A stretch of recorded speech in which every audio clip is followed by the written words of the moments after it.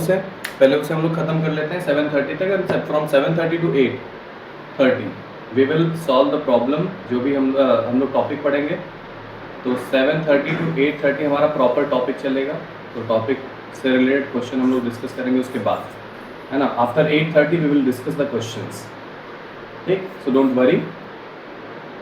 अब कुछ बच्चों का सवाल ये है कि जैसे क्वेश्चन नंबर 9 है, क्वेश्चन नंबर 9 कह रहा है कि find the work done in taking a small charge this from a point this to a point this then this in the presence of a charge this located at the origin of the rectangular coordinate system. I think ये सवाल मैं बता चुका हूँ, है ना, but still मैं इस सवाल को एक बार फिर से आपको बताना चाहूँगा। देखो सिंपल है, आपने क्या करना है कि यहाँ पर कभी भी वर्क डन निकालना है तो work done from A to कहाँ लेकर जाना है, सी तक लेकर जाना है, भले ही वाया बी लेकर जाना पड़े, है ना।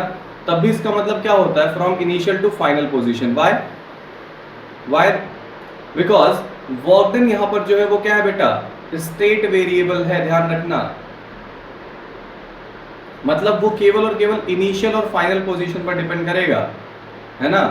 तो इसलिए यहां पर तुम्हें टेंशन लेने की जरूरत नहीं कि ये बी कौन सा पॉइंट है, इसीलिए मैंने इस क्वेश्चन को दिया भी था और लगवा भी दिया था क्लास में क्वेश्चन को। Is equals to Q into C VC minus V. Very simple, हमें इतना ही करना है, ठीक है। तो हमारे पास चार्ज की वैल्यू दी गई है, दिस इज द चार्ज, और दूसरा चार्ज ये है जो यहाँ पर रखा हुआ है यार ओरिजिन पर 6 × 10⁻³ इसकी वजह से ए पॉइंट, ए कहां पर लोकेटेड होगा बेटा 0,0,2, और अगर ना भी पता हो कहां पर लोकेटेड है तब भी ओ से ए तक की दूरी ही तो चाहिए तुम्हें, बोलो क्या निकालने के लिए, वी ए निकालने के लिए। तो वी ए निकालने के लिए क्या चाहिए, के, और इस क्यू को इसीलिए सोर्स चार्ज मानेंगे क्योंकि जिसकी वजह से वहां पर पोटेंशियल होगा उसे सोर्स चार्ज मानेंगे, क्यू अपॉन ओ ए का value, simple mod of O A vector या फिर ओ ए की वैल्यू। और ऐसे ही वी बी अगर हमें निकालना है तो क्या कर लेंगे, K Q upon value of we see. तो ओ से सी तक की दूरी, और सी का कोऑर्डिनेट यहाँ पर दिया हुआ है, मतलब इसके लिए जरूरी है क्या, आपको पता हो कि ओ ए की वैल्यू क्या होगी, तो अंडर रूट 0 - 0, है ना, x2 - x1 plus y2 - y1 का whole square plus z2 - z1 का होल स्क्वायर, तो इसका होल स्क्वायर यानी कितना आ जाएगा, 2 आ जाएगा।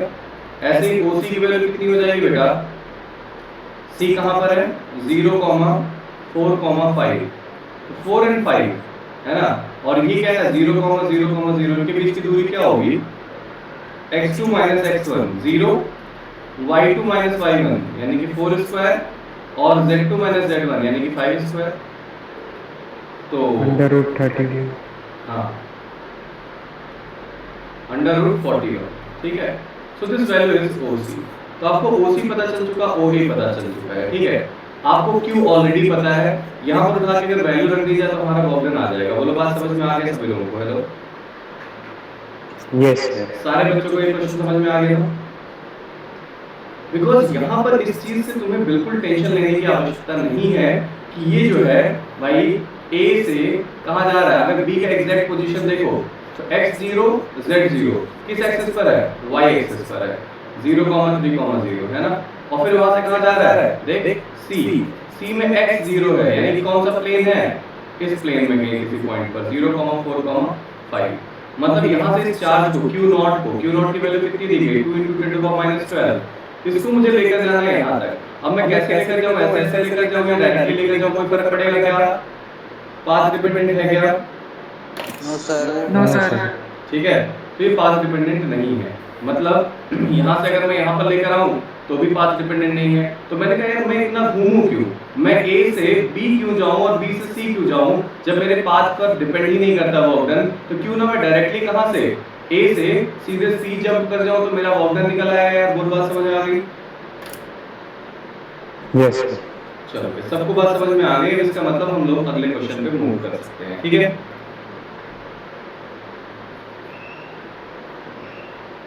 तो यह ध्यान रखना कि आगे से जैसे जो भी हमारे पास प्रॉब्लम्स आप लोग भेजते हो जितनी जल्दी हो सके भेज दिया करो ताकि क्वेश्चन बताया जा सके।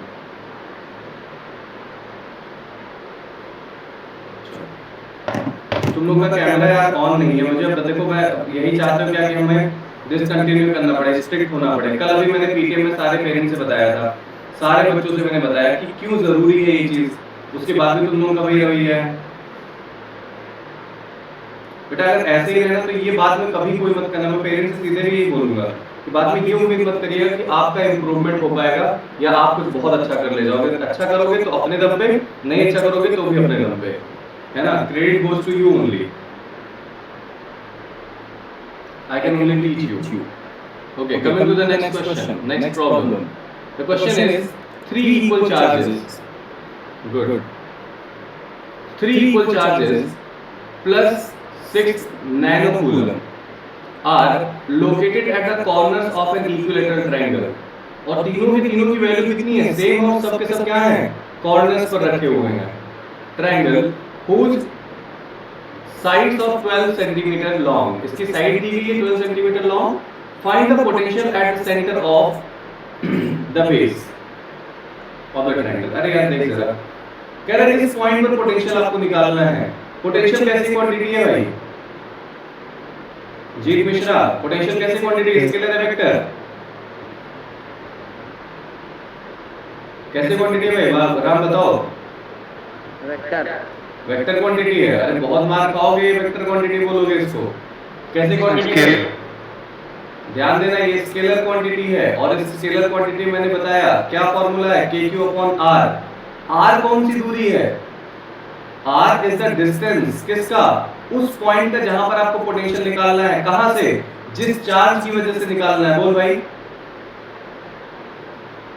यानी कि इस पॉइंट, अगर इसको D मान लिया जाए, इसको A माना जाए, इसको B माना जाए, इसको C माना जाए, तो D पॉइंट का नेट पोटेंशियल कैसे निकलेगा? Net potential is equal to V due to A plus V due to B plus V due to C। क्या यहाँ पर इनका वेक्टर सम करना होगा या डायरेक्ट सम करना होगा? Direct sum. डायरेक्ट सम क्यों करना होगा बेटा? आप सबको समझ में आ रहा है? डायरेक्ट सम इसलिए करना होगा क्योंकि भाई साहब यहाँ पर क्या हो रहा है? डायरेक्ट सम इसलिए करना होगा क्योंकि ये स्केलर क्वांटिटी है। अभी यही सेम क्वेश्चन तुमसे पूछा होता, कहां पर क्वेश्चन पूछा होता कि यही सारे चार्ज रखे हुए हैं डी पॉइंट पर, नेट इलेक्ट्रिक फील्ड बताइए। क्या नेट इलेक्ट्रिक फील्ड बताइए? तब आप क्या करते? तब आपको सोचना पड़ता है यार इलेक्ट्रिक फील्ड निकालना है। इलेक्ट्रिक फील्ड कैसी क्वांटिटी? Vector quantity. यानी कि वेक्टर है तो हमें डायरेक्शन के बारे में भी सोचना पड़ेगा। तो जरा सोच, सबके सब पॉजिटिव चार्ज है, ये वाला किधर फोर्स फील्ड क्रिएट करेगा? ए का फील्ड इधर हो जाएगा, Q1 इसकी वजह से फील्ड किधर हो जाएगा? इधर हो जाएगा B की वजह से, और C की वजह से फील्ड किधर हो जाएगा? इधर हो जाएगा EC। अच्छा यार, चूंकि EC और EB का अगर वैल्यू लिखा जाए, EB और EC, तो दोनों की वैल्यूज क्या होंगी? बराबर होंगी KQ/R²।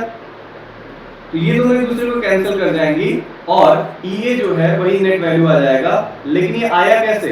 नेट वैल्यू एक्चुअली इनके वेक्टर सम करने से आया, मतलब डायरेक्शन को हमने ध्यान में रखा, तभी तो ये दोनों एक दूसरे को कैंसिल कर पाए। बेटा बोल, समझ आ रहा है सभी को मेरी बात? Yes sir. हाँ, तो ये चीज जानना बहुत जरूरी है कि भाई आप क्या करने जा रहे हो, वेक्टर सम करने जा रहे हो या स्केलर सम करने जा रहे हो। और जब ये बातें आपको पता होंगी तभी आपको समझ में आएगा कि यार एक्चुअली चल क्या रहा है। ठीक है बेटा? ओके, तो अब देखो हमें यहाँ पर नेट पोटेंशियल निकालना था। नेट पोटेंशियल निकालने का सीधा सा फंडा क्या हो गया यार? हमने कहा यार V के A की वजह से, VB की वजह से, VC की वजह से, मतलब फॉर्मूला क्या है? KQ/, ये पॉइंट D मान लिया मैंने और ये इसको क्या माना? ABC माना है। सोच, तो मुझे क्या चाहिए?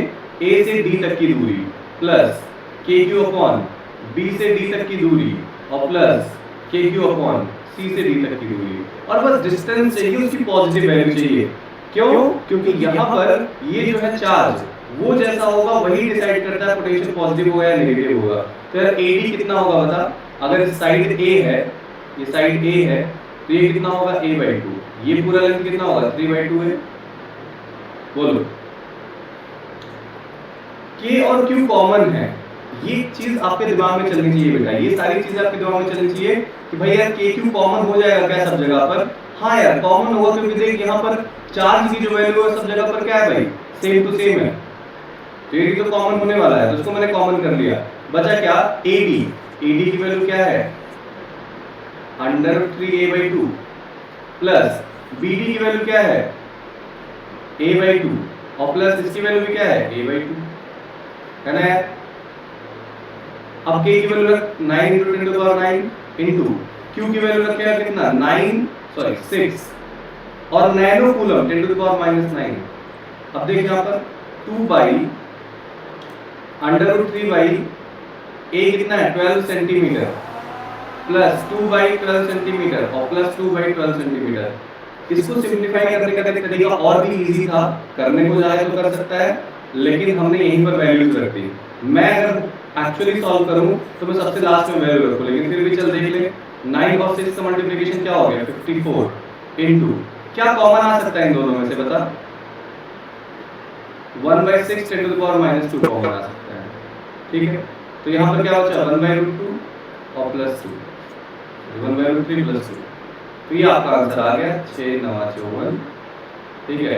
तो 9 × 10 to the power 2 और ये हो जाएगा क्या 1 + 2√3/2। तो that will be your answer, ठीक है बेटा, समझ आया? सर तो वो 10.4 वहाँ पे यूज़ नहीं कर सकते हैं? हाँ 10.4 दिया है तो यूज कर लो, वैसे अगर ना दिया हो तो तब की बात करो, ठीक है। यहाँ पर दिया गया तो you can utilize the given information.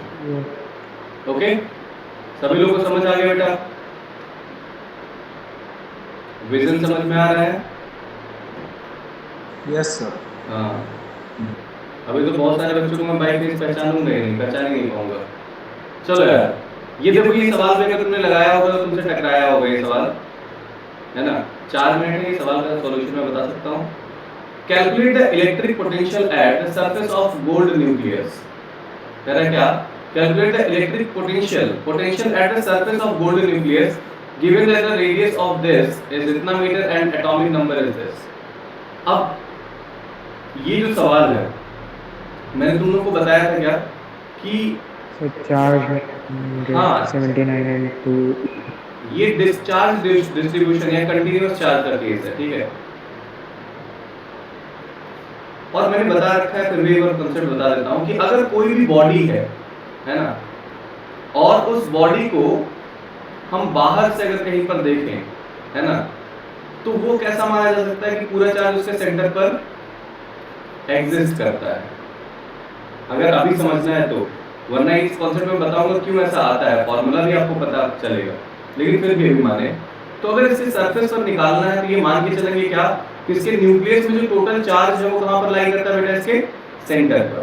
The total charge is lying on the centre और डिस्टेंस कितना हो गया उसके रेडियस के बराबर। यानी कि अगर हमें पोटेंशियल निकालना तो V can be written as K Q/R। Formula तो हमारा ये लगेगा, लेकिन कॉन्सेप्ट ये लगेगा, ठीक है। अब जरूरी क्या है, K तो आपको पता है, Q कितना होगा? तो कह रहे हैं सर न्यूक्लियस जो है वो गोल्ड का वो कितना है 79 है ना, एटॉमिक नंबर है, तो इतने नंबर ऑफ प्रोटॉन्स होंगे तो इसकी वैल्यू कितनी हो जाएगी? प्लस में आ जाएगी ना, वैल्यू किस में आ जाएगी? प्लस में। तो Q + 79E यानी कि 79 और 1.6 × 10⁻19 लिख सकते हो आप। और R की जो वैल्यू होगी R वो तो गिवन है यार, कितना दिया गया है 6.6 10 to the power -15। So just put the value, you get the answer 9 10 to the power 9 into 79 into 1.6 10 to the power -19 and divided by क्या हो जाएगा 6.6 10 to the power -15, ठीक है। तो पहले एक्सपोनेंट्स को सॉल्व करेंगे और इसे सॉल्व कर लो, आपका आंसर आ जाएगा। समझ आया बेटा? सर आंसर वो नहीं आ रहा जो बुकलेट में दिया है, कई बार सॉल्व किया सर। 1.727 नहीं आ रहा है, 10 पावर 7 कितना आ रहा है? 1.63 into 10 की पावर 7। ठीक है, कोई दिक्कत नहीं है। कॉन्सेप्ट तो यही था ना, मैं एक बार चेक कर लूंगा आंसर। कॉन्सेप्ट आपका यही था?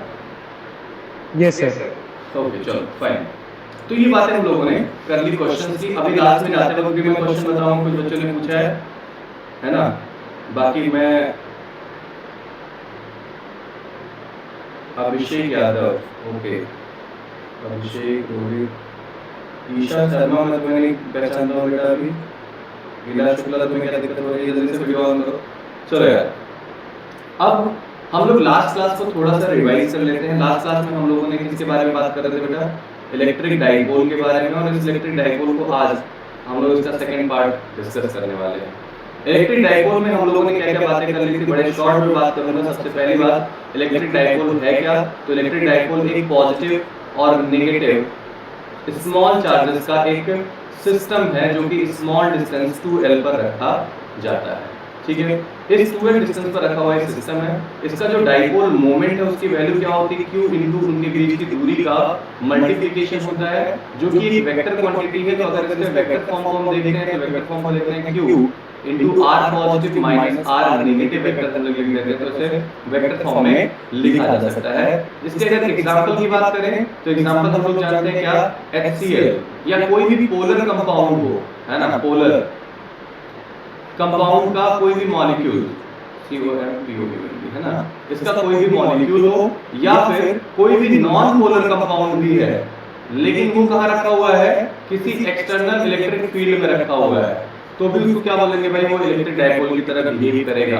अब ये जो मैंने एग्जांपल बताया बेटा, आपके एक नंबर को यहाँ सिक्योर करता है। मतलब 1 मार्क्स का क्वेश्चन आया तो आप सिक्योर करेगा, या फिर अगर आप किसी कॉम्पिटिटिव एग्जाम को दे रहे हो और उसमें मोर देन 1 करेक्ट MCQ आ गया, क्वेश्चन क्या आ गया कि विच ऑफ द फॉलोइंग, है ना, विच ऑफ द फॉलोइंग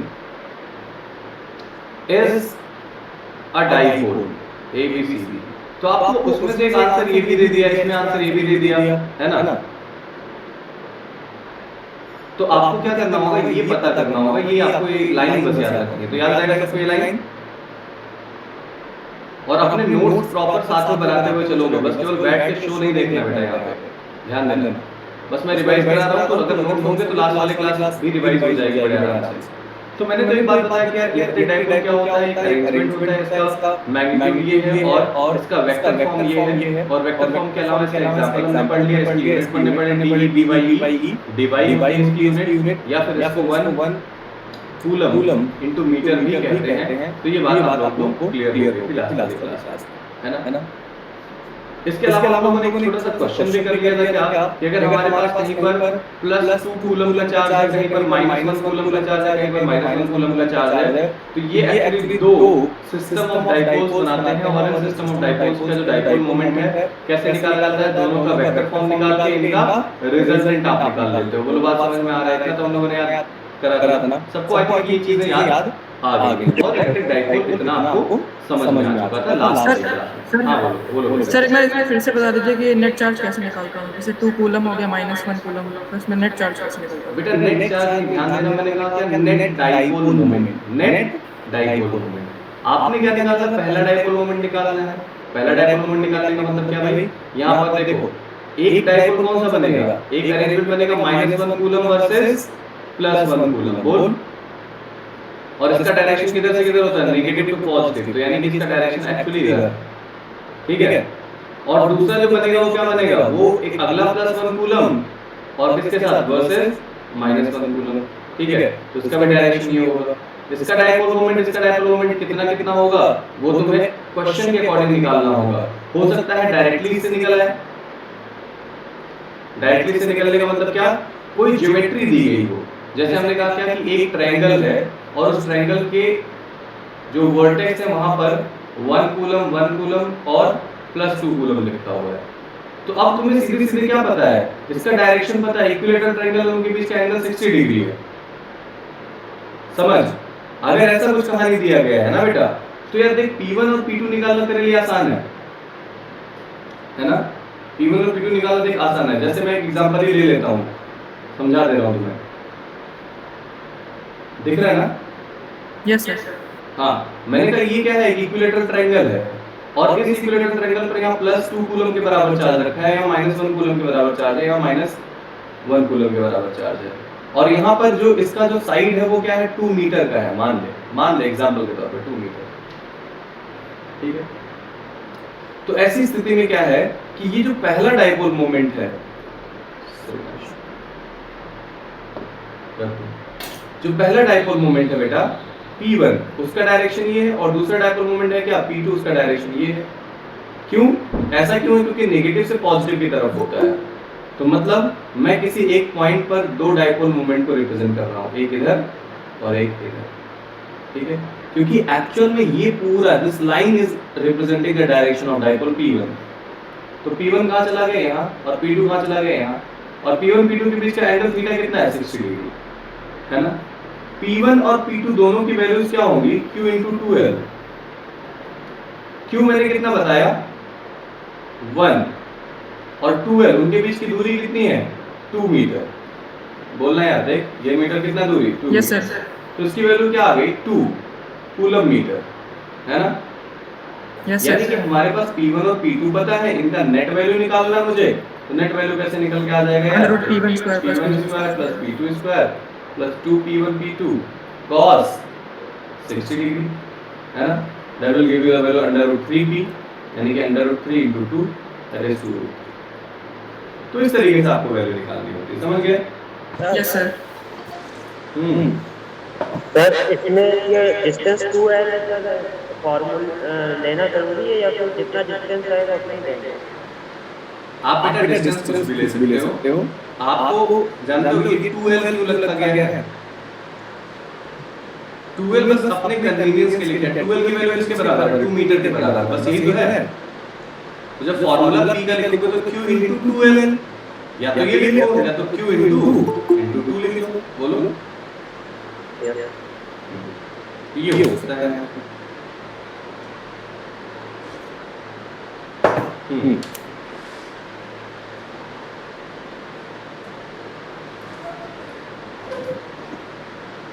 अब हमारे यहाँ पर जो पहला टॉपिक है डाइपोल क्या होता है उसको हमने एक्सप्लेन कर लिया।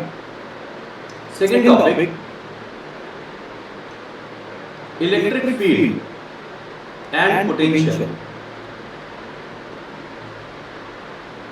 Due to an electric dipole. एक इलेक्ट्रिक डाइपोल की वजह से क्या निकालना है आपको, पोटेंशियल निकालना है और क्या निकालना है भाई, फील्ड निकालना है। तो अब समझेंगे यहाँ पर कि इलेक्ट्रिक डाइपोल की वजह से पोटेंशियल और फील्ड का मतलब क्या है ना। तो पहले बनाते हैं क्या डाइपोल, जैसे यहाँ पर हमारे पास -2 है, मेंशन कर रहा हूँ फिर से, ध्यान देना लेफ्ट साइड में -2 रखना और राइट साइड में क्या रखना, +Q। ये ऐसा कोई रूल नहीं है, लेकिन अपने कन्वीनियंस के लिए कि भाई इजी होगा आपके लिए क्या डाइपोल मोमेंट का डायरेक्शन रिप्रेजेंट करना। बताओ अगर ये पॉइंट A होता, ये पॉइंट B है, तो what is the direction of electric dipole moment, negative to positive, A to B। सबको समझ आ गया ना। अब देखो यहाँ पर मैंने कहा कि ये जो AB है, AB को मिलाने वाली लाइन अगर हम बढ़ा देते हैं, ये जो लाइन है इस लाइन, यानी कि अ लाइन अलोंग AB के अलोंग अगर कोई लाइन है तो उस लाइन को या उस एक्सिस को क्या बोला जाता है, उसको डाइपोल का एक्सिस बोला जाता है। उस लाइन को क्या बोला जाएगा, द एक्सिस ऑफ डाइपोल। और यही जो A और B है, AB को मिलाने वाली लाइन के परपेंडिकुलर बाइसेक्टर वाली line, the line which is bisecting AB perpendicularly, ठीक है। दिस इज बाइसेक्टिंग AB और परपेंडिकुलर बाइसेक्ट कर रहा है, ठीक है। तो this line actually known as equatorial line. इसे क्या बोला गया, इक्वेटोरियल लाइन, और उसको क्या बोला गया बेटा, एक्सियल लाइन, ठीक है। पहले चीज तो ये। और यहाँ पर जब हम पोजीशंस की बात करते हैं कि we have to take some positions, है ना, ऑन एक्सियल पॉइंट, इसको हम पॉइंट P मानते हैं, ठीक है। तो हमें जो है कि हमारा जो डाइपोल है, दिस इज द डाइपोल, इस डाइपोल की एक्चुअल लेंथ कितनी है बेटा, 2L है। तो ये दूरी L और ये दूरी L मिला के क्या हो जाएगा, इसका लेंथ 2L। मैं L भी ले सकता था, लेकिन तब मुझे यहाँ L/2 लेना पड़ा। तो इस वजह से भी L की वैल्यू क्या ली जाती है, जो उनके बीच की दूरी उसे क्या लिया जाता है बेटा, 2L लिया जाता है। अफवान समझ में आ रहा है? Yes sir. ओके, अब ये दूरी हमने ले ली क्या, 2L। हमारा ये जो पॉइंट है इसे क्या बोला गया, मिड पॉइंट बोला गया। और इस मिड पॉइंट से कितने डिस्टेंस पर बेटा, R डिस्टेंस पर, कोई जनरल दूरी R है, जहां पर मुझे क्या निकालना है, इलेक्ट्रिक फील्ड निकालना है एंड पोटेंशियल निकालना है। इस इलेक्ट्रिक फील्ड को बोला जाता है ई एक्सियल AX और इस पोटेंशियल को बोला जाता है VAX। ठीक है, इसको क्या बोलेंगे ई एक्सियल और इसे क्या बोलेंगे V एक्सियल। ठीक है, उसी तरीके से अगर आप देखोगे यहाँ पर इस पॉइंट O से सेम सिचुएशन दूसरी लेंगे, बट मैं बस एक ही डायग्राम में बता रहा हूँ। क्या यहाँ से जब देखोगे कि ये दूरी जो है, ये दूरी अगर मैं R ले ली, कंसीडर कर ली डिस्टेंस R, ठीक है, तो इसके मिड पॉइंट O से फिर से डिस्टेंस कितना ले लेते हैं R, और यहाँ पर जो पॉइंट ले लोगे क्या, मान लो कोई पॉइंट ले लेते हैं S, तो एट पॉइंट S या E ले लो, E भी नाम ले लेते हैं लेकिन E का ऑलरेडी मेंशन हो चुका है, तो इस पॉइंट S को क्या बोलेंगे कि ये जो पॉइंट है वो किस लाइन पर है, इक्वेटोरियल लाइन पर।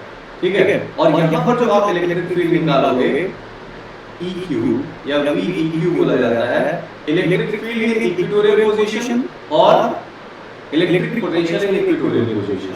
समझ आ रही बात? ठीक है, ये दोनों आपके कोर्स में है, चाहे वो CBSE बच्चा हो और चाहे वो ISC का बच्चा हो, दोनों ही बच्चों के कोर्स में क्या है, ये दोनों चीजें हैं कि आप इक्वेटोरियल कंडीशन में और एक्सियल कंडीशन में आप इसकी वैल्यू निकालिए। ठीक, दूसरी बात, अभी हम लोग अपना एजेंडा सेट कर रहे हैं, बेटा हमें करना क्या है, हमें करना क्या था, इलेक्ट्रिक फील्ड निकालना था, पोटेंशियल निकालना था इलेक्ट्रिक डायपोल की वजह से। उस इलेक्ट्रिक डायपोल की वजह से दो अलग-अलग पोजीशन में निकालना पड़ा, एक कहां पर एक्सियल कंडीशन में और दूसरा कहां पर इक्वेटोरियल पोजीशन में। बट जब आप कंपटीशन की बात करते हो, किसी भी कॉम्पिटिटिव एग्जाम्स की बात करते हो, तो वहां पर क्या होता है कि हो सकता है किसी चीज को क्या है कि इस O पॉइंट से कह रहा है भाई हमारा जो पॉइंट है ना, जहां पर मुझे क्या चाहिए, ये T पॉइंट, कोई जनरल पॉइंट जिसकी यहां से दूरी कितनी है R, और ये एंगल कितना बना रहा है थीटा, मतलब ये ना तो इक्वेटोरियल है और ना ही क्या है बेटा एक्सियल। ठीक है, तो यहाँ पर आपको क्या बताना है, इलेक्ट्रिक फील्ड बताना है, इलेक्ट्रिक पोटेंशियल बताना है एट जनरल पॉइंट, और ये जनरली आपको हेल्प करेगा क्या कि ये जो आपकी अंडरस्टैंडिंग है वो और इंक्रीज हो। यहाँ की अंडरस्टैंडिंग इंक्रीज करने में हेल्प करेगा, साथ ही साथ इसमें हेल्प करेगा जो भी आपके कॉम्पिटिटिव एग्जाम्स होते हैं। और हम ये भी गारंटी नहीं दे सकते हैं कि आजकल जिस तरीके से पेपर आ रहे हैं CBSE ISC बोर्ड के, उसमें गारंटी दे सकते कि यहाँ से नाम पूछा जा रहा है, तो इसलिए मैं इसे भी पढ़ा रहा हूँ। ठीक है, तो आई थिंक हमारा एजेंडा सेट हो गया कि what we have to do today. हमें क्या करना है, हमें इलेक्ट्रिक फील्ड निकालना है, हमें इलेक्ट्रिक पोटेंशियल निकालना है, किसमें निकालना है बेटा, एक्सियल कंडीशन में, इक्वेटोरियल पोजीशन में और जनरल पोजीशन में। समझ आई बात? सभी लोग अपने कॉपी पे जल्दी से नोट कर लें क्या करना है, ये चीज जल्दी सेट करें, फिर हम आगे बढ़ते हैं। ठीक है, बिल्कुल आराम से पढ़ो, ये पूरा 1.5 महीना में हर दिन क्लास लेने वाला हूँ। ठीक है, जून तक 25 जून तक मैं रेगुलर क्लास लेने वाला हूँ, जिससे कि आपका एक अच्छा खासा पोर्शन कवर हो जाएगा। कोर्स की टेंशन बिल्कुल ना लें।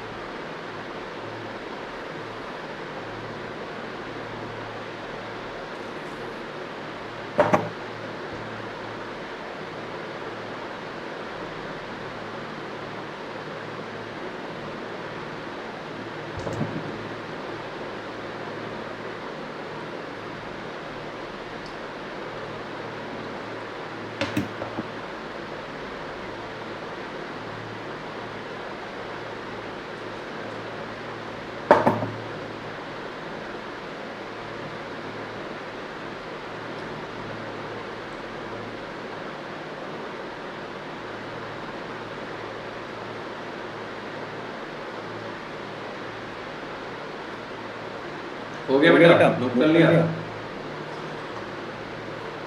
Yes sir.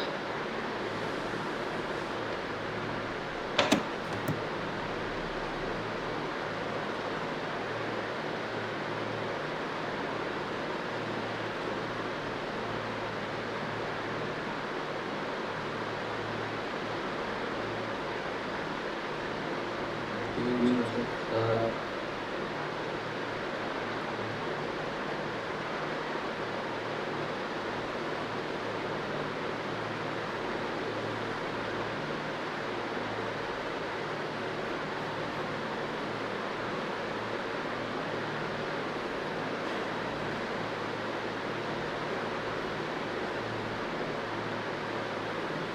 जी चलो आगे बढ़ते हैं। हम लोग क्या समझ में आ गया हमें कि भाई हमें एक्सियल पोजीशन पता है और इक्वेटोरियल पोजीशन पता है। तो देखो हम लोग एक्सियल से स्टार्ट करते हैं। एक्सियल ये कोई बहुत बड़ा डील नहीं, आपको ये सब पता है ऑलरेडी, है ना। क्या करेंगे स्टेप 1 में सबसे पहले डायग्राम बना लोगे। डायग्राम बनाने के बाद दिस इज माइनस क्यू और यहाँ से आपने क्या लिया ये पॉइंट प्लस और ये पॉइंट क्या मिड पॉइंट को इसका नाम आपने ए रख दिया, इसका नाम आपने बी रख दिया और ये जो लाइन है वो है क्या एक्सियल लाइन। एक्सियल लाइन में हमने पॉजिटिव की तरफ यहाँ पर कितने दूरी पर बैठा है ऐसे r डिस्टेंस पर एक पॉइंट अज्यूम किया जिसका नाम है क्या। आपको अगर कोई पूछता कि दो चार्ज है प्लस है क्यू है माइनस क्यू है तो आप क्या करते हैं यहाँ पर नेट फील्ड कैसे निकालते हैं, दोनों के वेक्टर सम से निकाल देना बेटा। क्यों फरहान है ना। तो हमें क्या करना पड़ता है यहाँ पे कि माइनस क्यू की वजह से और प्लस क्यू की वजह से जो इलेक्ट्रिक फील्ड है पहले वो उसे रिप्रेजेंट करना पड़ेगा। तो अच्छा बताओ electric field due to negative charge किधर होगा, फ्रॉम p टू b इस डायरेक्शन में होगा या इस डायरेक्शन में होगा, इस डायरेक्शन में। इसका नाम हमने क्या रख दिया e नेगेटिव रख दिया और पॉजिटिव की वजह से इलेक्ट्रिक फील्ड इस डायरेक्शन में होगा बेटा अवे होगा, इसका हमने नाम रख दिया e पॉजिटिव। हां बोलो बेटा कुछ कह रहे हो।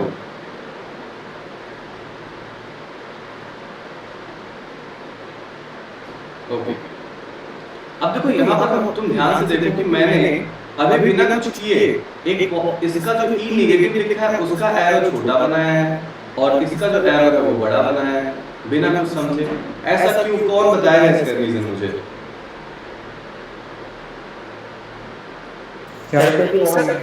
ज्यादा है। हाँ इसका मतलब ये है कि मुझे ये समझ आ गया कि e पॉजिटिव का जो मैग्नीट्यूड है e पॉजिटिव का magnitude is greater than e negative का मैग्नीट्यूड। ये मैंने ऑटोमेटिक देखकर ही समझ गया। तुम्हें नहीं समझ में आ रहा होगा लेकिन ये स्किल डेवलप करना होगा तुम्हें। क्यों ऐसा हो रहा है, क्योंकि देख हमारे दिमाग में ये फॉर्मूला चल रहा है क्या kq/r², जिसके लिए r की दूरी छोटी होगी है ना। तो नीचे लिख अच्छा नीचे लिखो। हम लोग को ये फॉर्मूला पता है बेटा E is equals to kq/r² है ना। तो इलेक्ट्रिक फील्ड उसके लिए ज्यादा होगा जिसके लिए दूरी कम हो। कैसे पता करें, देखो ये डिस्टेंस यहां से यहां तक क्या है बेटा l है ना और ये डिस्टेंस यहां से यहां तक भी क्या है l है। तो मुझे अगर इलेक्ट्रिक फील्ड नेगेटिव की वजह से लिखना है तो क्या फॉर्मूला होना चाहिए kq अपॉन केवल मैग्नीट्यूड लिख रहा हूं स्टेप 1 में ये भी चल रहा है kq अपॉन मैग्नीट्यूड कैसे लिखोगे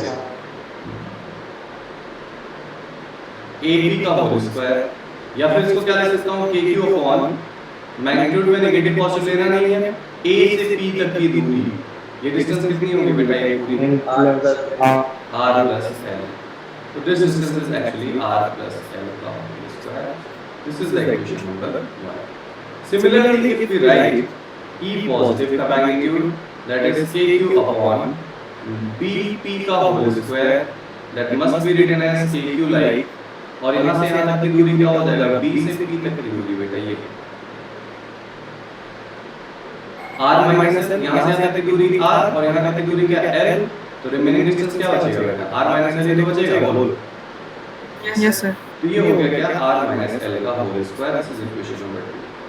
अब तुम्हें स्टेप 2 में क्या करना है भाई, स्टेप 2 में नेट निकालना है। स्टेप 2 में क्या निकालना है नेट। अब चूंकि इलेक्ट्रिक फील्ड वेक्टर क्वांटिटी है तो इसका नेट कैसे निकाला जाएगा, वेक्टर सम से निकाला जाएगा।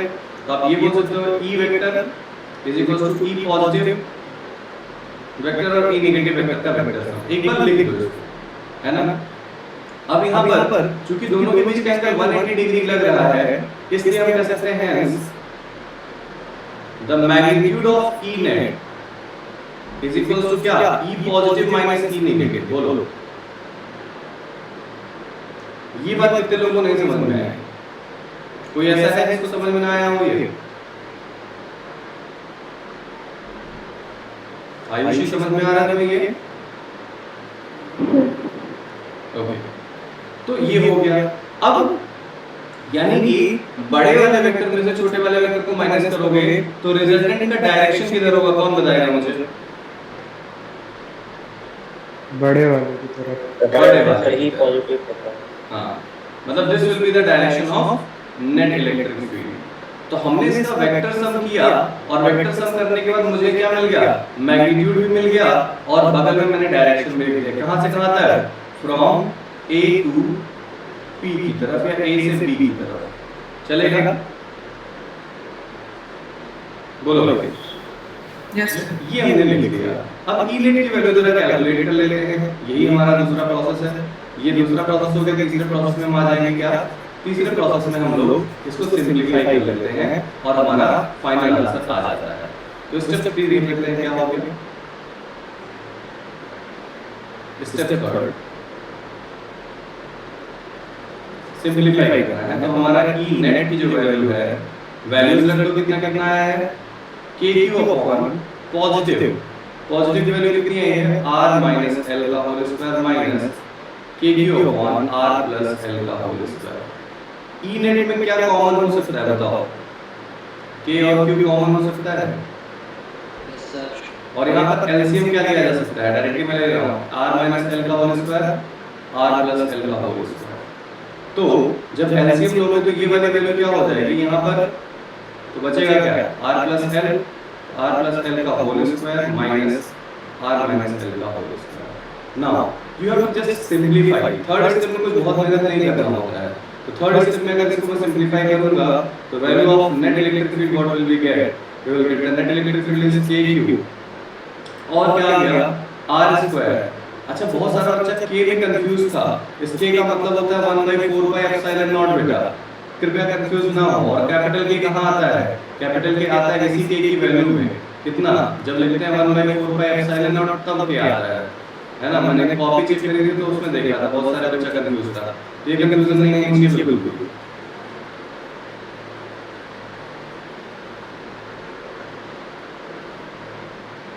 तो बेटा देख, यहाँ पर किसका फार्मूला रहेगा? a प्लस b और a माइनस b। तो क्या हो जाएगा? r square minus l square का whole square.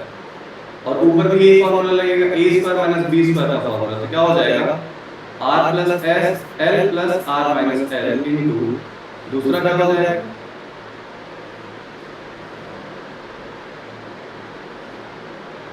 r plus l minus r plus l। तो सिंपली हमारा यहाँ l से l कैंसिल आउट हो जाएगा और r से r कैंसिल आउट हो जाएगा। ई नेट की जो वैल्यू आएगी वो क्या निकल के आ रहा है बेटा? kq और यहाँ पर आ रहा है 2r into 2l upon r square minus l square का होल स्क्वायर। इसको अंदर मल्टीप्लाई किया जाए तो क्या आ जाएगा? देखो जरा, k q into 2l और 2 into r यहाँ रख दिया मैंने upon r square minus l square का होल स्क्वायर। यही तो वैल्यू आ रही है ई नेट।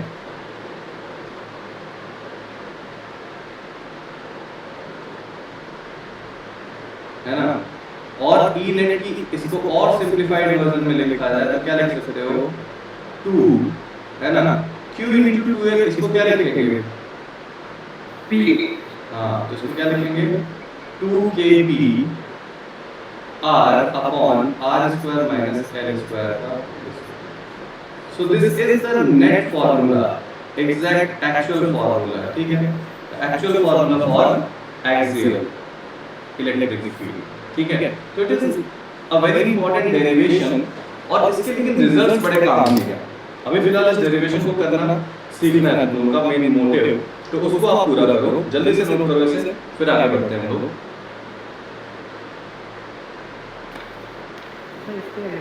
एक्सियल का डाइपोल का तो अलग होता है ना? हाँ बेटा, सर किसी एक्सियल पॉइंट पे डाइपोल निकालना तो इसका अलग होता है ना। हमने अभी डाइपोल की इलेक्ट्रिक फील्ड निकाली है बेटा। एक्सियल वेक्टर मतलब हमने क्या करा, किसी इलेक्ट्रिक डाइपोल के एक्सिस पर हमने नेट इलेक्ट्रिक फील्ड निकालना सीखा है। तुम क्या निकालने की बात कर रहे हो? सर डाइपोल डाइपोल मोमेंट निकाला जाता है, डाइपोल नहीं निकाला जाता है। हाँ सर वही डाइपोल मूवमेंट सर किसी एक्सियल पॉइंट पे। किसी एक्सियल पॉइंट पे डाइपोल मोमेंट कैसे निकालोगे? डाइपोल मोमेंट तो इसकी वैल्यू होगी, इसकी, इस डाइपोल की, ठीक है, इस डाइपोल की। हाँ, ऐसा हो सकता है एक एक्सियल पॉइंट पर दूसरा और डाइपोल रखा जाए, तब नेट डाइपोल एक्सियल पे निकाल सकते हो, समझे?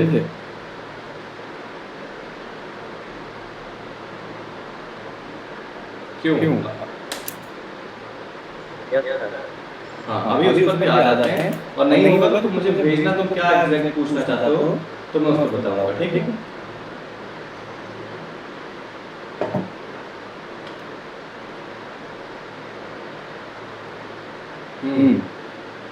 नोट कर रहे हो तुम लोग? बेटा नोट करोगे तभी तुम्हें डाउट्स आएंगे और तभी क्लियर होगा। कर लिया? सर ये आर डिस्टेंस जो है वो ओ से ही बेटा आर डिस्टेंस इसलिए ओ से लिखी जा रही है क्योंकि O is the centre of the dipole. तो सर उसी को रेफरेंस लेके क्यों कर रहे हैं? हाँ बेटा, तो उसी को रेफरेंस लेके क्यों कर रहे हैं? रेफरेंस लेके इसलिए कर रहे हैं क्योंकि देखो यहाँ से डिस्टेंस जो है माइनस क्यू का और प्लस क्यू का दोनों सेम है, ठीक है? और ये जो है ये क्या है, सेंटर है किसका, डाइपोल का। जैसे डाइपोल क्या है, एक सिस्टम ही तो है, एक माइनस क्यू और प्लस क्यू का सिस्टम ही तो है। तो सिस्टम को हम अगर देखें तो होल एंड सोल पूरे सिस्टम को कहाँ से हम रेफरेंस ले सकते हैं, बेस्ट रेफरेंस ओ से। अगर आप यहाँ से लेना चाहते हो ना, इसको एज अ रेफरेंस पॉइंट लेना चाहो, इसको एज अ रेफरेंस पॉइंट लेना चाहो, ले सकते हो, कोई दिक्कत नहीं है, लेकिन कैलकुलेशन फिर इतना इजी नहीं होगा। तो we choose the simplest form of, ठीक है? सौम्य सुंदरियाल, तुम क्लास में ध्यान दो।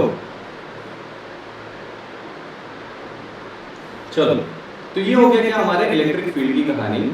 हमने इलेक्ट्रिक फील्ड निकाल लिया, हमने देखा क्या कि जो नेट इलेक्ट्रिक फील्ड आ रहा है किसमें, इसको आप क्या बोल सकते हैं बेटा, ए एक्सियल, जिसकी वैल्यू क्या हो जाएगी 2k pr upon r square minus l square का होल स्क्वायर, ठीक है? या फिर इसी फॉर्मूले को कहेंगे तो तुम्हें ऐसे देखने को मिलेगा 1/4 pi epsilon not 2pr upon r square minus l square का होल स्क्वायर, है ना? हो सकता है यही फॉर्मूला ऐसे देखने को मिल जाए, कब, ई एक्सियल, लेकिन कहां पर, इन एनी डाइलेक्ट्रिक मीडियम।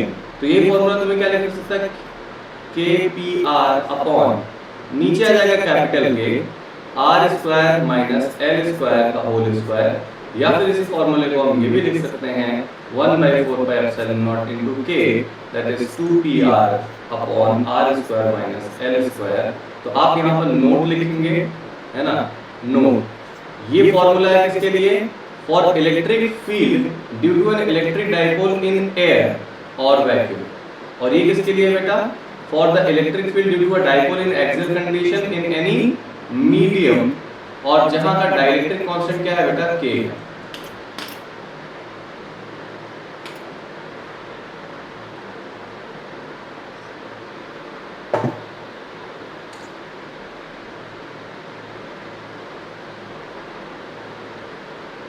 आया समझ में? नोट नंबर 2 में लिखेंगे, नोट नंबर 2 देखिए, इस फॉर्मूले को जो हमने ई एक्सियल की बात करी,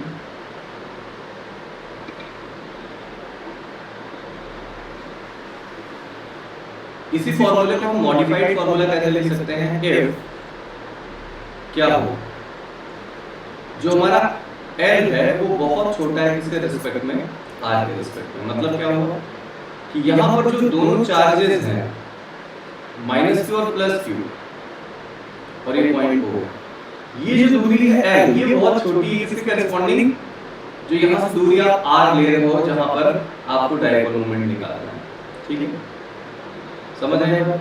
तो ऐसे केस में जो है हम लोग यहाँ पर इस फॉर्मूले में L को नेगलेक्ट कर सकते हैं। E एक्सियल का फॉर्मूला क्या आ जाएगा, केवल मैग्नीट्यूड 2kpr अपॉन क्या हो जाएगा, इसमें से नेगलेक्ट करोगे तो क्या आएगा, r टू द पावर 4, एक r से एक r कैंसिल आउट हो जाएगा, तो यहाँ पर क्या आ जाएगा 2kp अपॉन r क्यूब।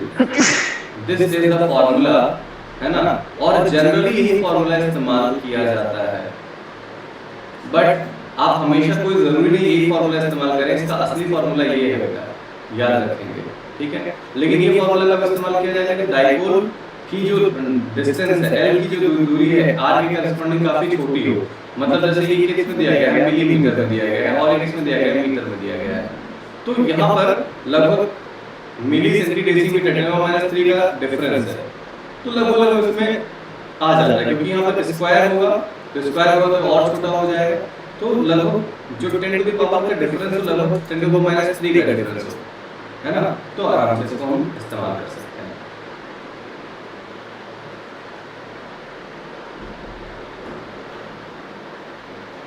लिखिए नोट नंबर 2,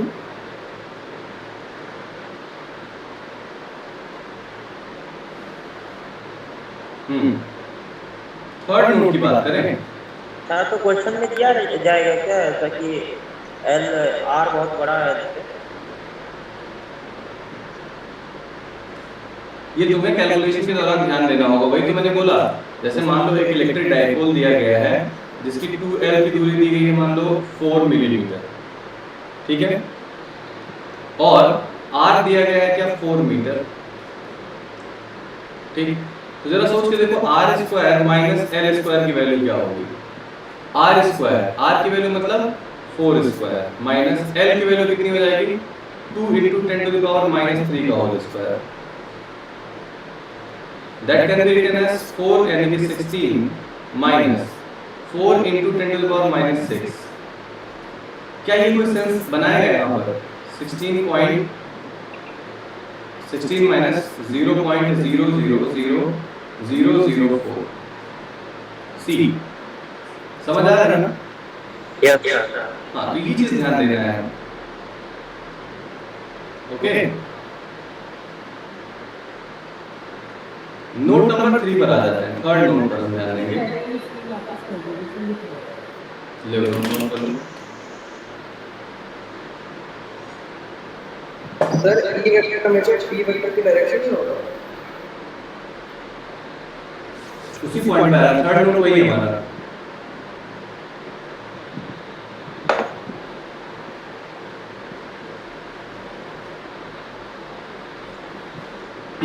अगला नोट हमारा वही, नोट कर लिया?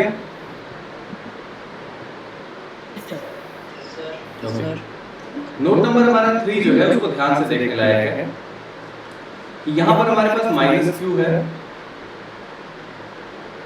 और यहाँ पर हमारे पास +q है, और इससे डिस्टेंस यहाँ पर जो है ये O है और ये पॉइंट P है, और इस पॉइंट पर जो नेट इलेक्ट्रिक फील्ड मिला उसका डायरेक्शन क्या है बेटा, ये है, मतलब A से B डायरेक्शन में है ना, ये तो निकाला था हम लोगों ने। और जरा मुझे बताओ डाइपोल मोमेंट का डायरेक्शन किधर से किधर होगा, नेगेटिव से पॉजिटिव की तरफ, मतलब डाइपोल मोमेंट और इलेक्ट्रिक फील्ड दोनों का डायरेक्शन किधर से किधर है,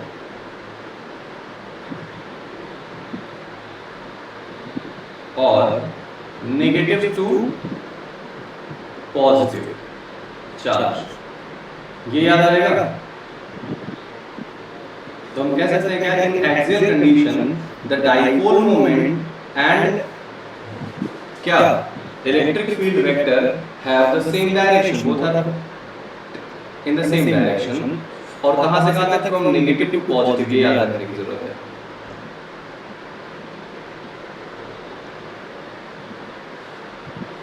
एक सवाल पूछूं मैं, नोट कर लिया?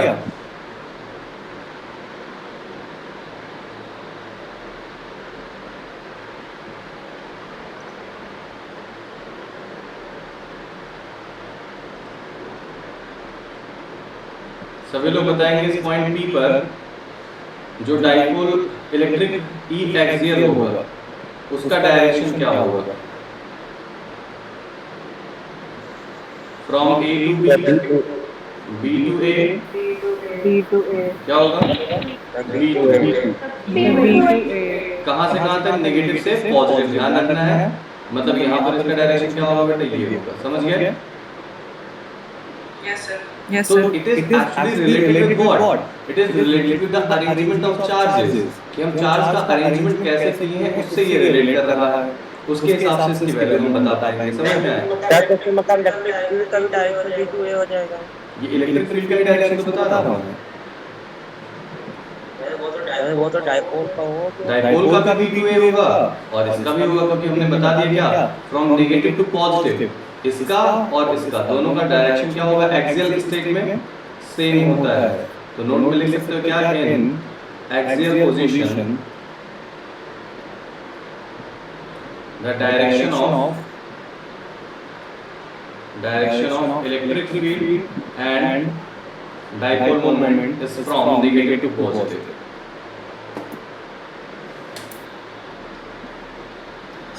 सर बोलो बेटा। हम लोग ये कह सकते हैं कि डायपोल मोमेंट इलेक्ट्रिक फील्ड के पैरेलल है इस कंडीशन हाँ, में। बिल्कुल है।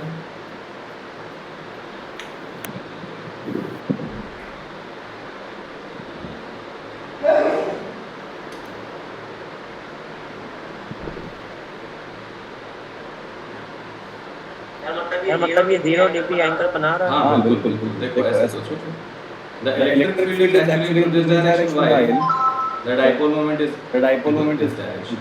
इसका मतलब ये हो गया क्या? The angle between them is 0 degree, मतलब इन दोनों के बीच एंगल 0 डिग्री है। अगर हमने कहा कि dipole moment is something i cap plus something j cap, है ना? अगर ऐसा भी है तो इलेक्ट्रिक फील्ड का भी डायरेक्शन क्या होगा? i कैप और j कैप डायरेक्शन में ही होगा। लेकिन कैसे पता करोगे इसके लिए? ये कैसे पता करोगे? जैसे हमने कहा कि if the dipole moment p की जो वैल्यू है वो क्या आ गई? मान लें 2i कैप या 3i cap plus 4j cap, है ना? क्वेश्चन ने पूछ दिया कि what will be the electric field axial का डायरेक्शन, है ना? तो डायरेक्शन कैसे निकाला जाता है? यूनिट वेक्टर से। This vector divided by mod of this vector, समझे? तो ये वेक्टर कितना है? 3i cap plus 4j cap, और उसका मॉड क्या हो जाएगा? 3 square plus 4 square. That will give you 3i cap plus 4j cap divided by under root 25 और 3/5 i cap plus 4/5 j cap. That will be the direction. तो ये होगा direction किसका? इलेक्ट्रिक फील्ड का। ये होगा डायरेक्शन किसका? समझ गए? Divyaraj Yes, sir. Looking confused. बेटा इसे यूनिट वेक्टर कहते हैं दिव्यराज। इसे क्या बोलते हैं? Unit vector. देखो direction of any vector are represented either by theta or by I cap, J cap, K cap, or any unit vector, है ना, is represented by the vector divided by mod of vector. Clear है?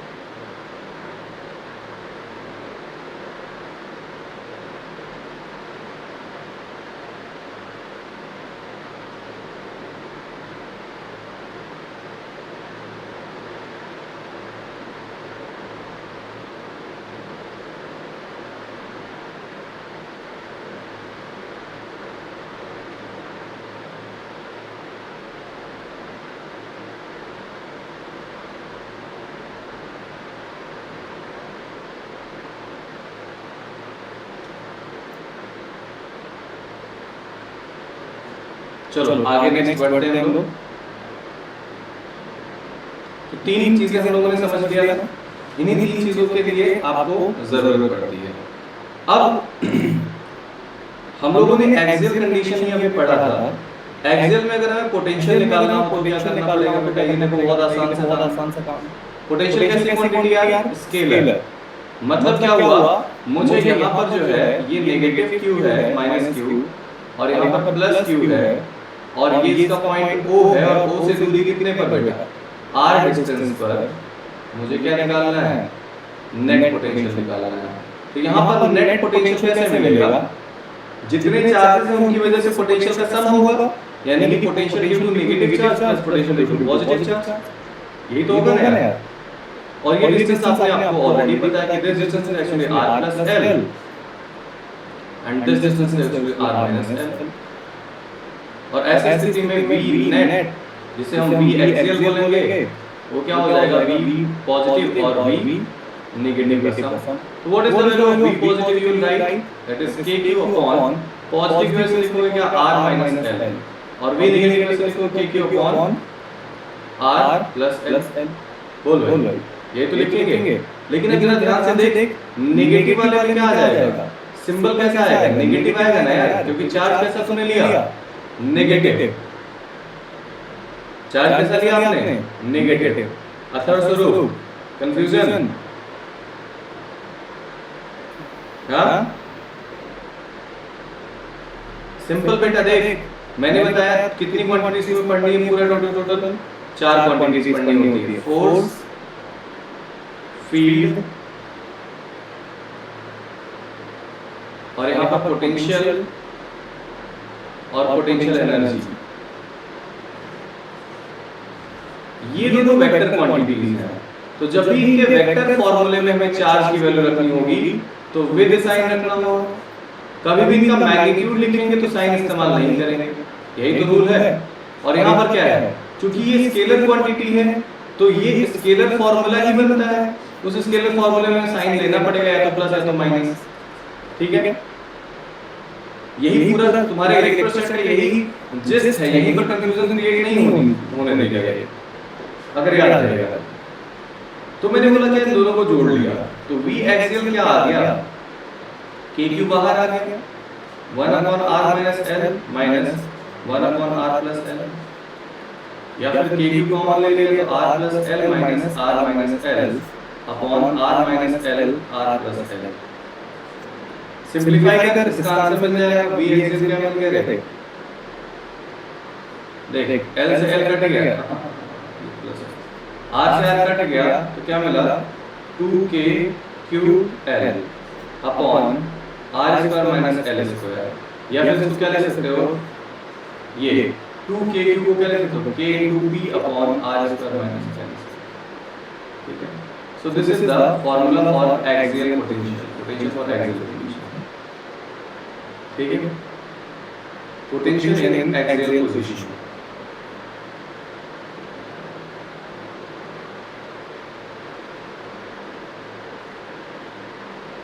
सभी लोग साथ में notes बनाते हुए चलें ताकि आप लोगों के बाद में पढ़ना ना पड़े, जो फ्री टाइम मिलता है उसमें क्वेश्चंस करने में फोकस करिए।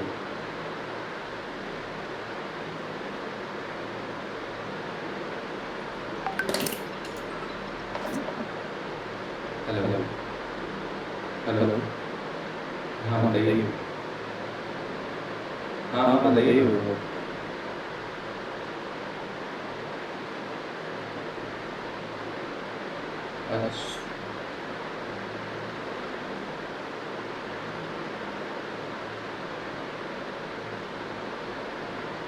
अच्छा वैभव, क्या हम मतलब 8:30 की बात कर पाएंगे, क्योंकि अभी मैं क्लास ले रहा हूँ ऑनलाइन। अच्छा ठीक है, आते ही मैं मैसेज करता हूँ, ठीक है।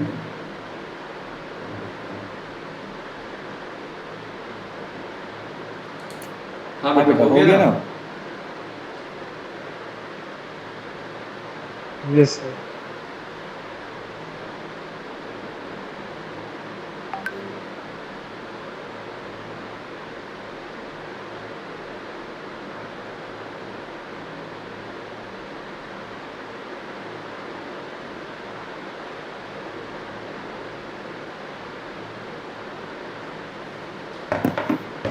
चलिए, तो हमें पोटेंशियल का पता चल गया, हमें इलेक्ट्रिक फील्ड का पता चल गया।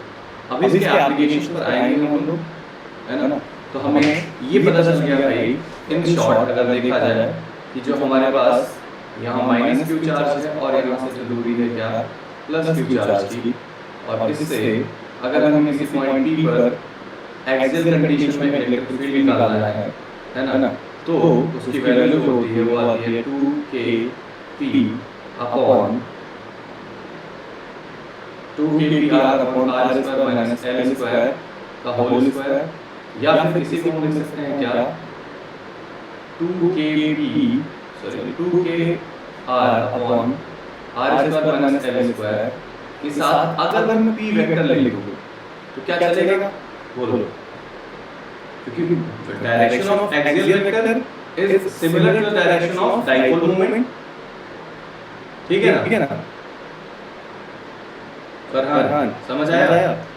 दूसरी बात हमने कह दिया v एक्सियल की कंडीशन क्या हो जाएगी, तो अभी हम लोगों ने निकाला है क्या k p upon r square minus l square, simple ये तो आया था।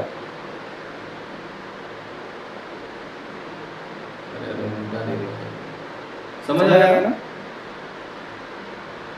तो ये बात बिल्कुल क्लियर होनी चाहिए, और अगर ये डिस्टेंस r बहुत बड़ा है तो e एक्सियल की जो वैल्यू आ जाती है वो आ जाती है क्या 2k अपॉन r क्यूब और p वेक्टर, ये सिंपल है, ठीक है।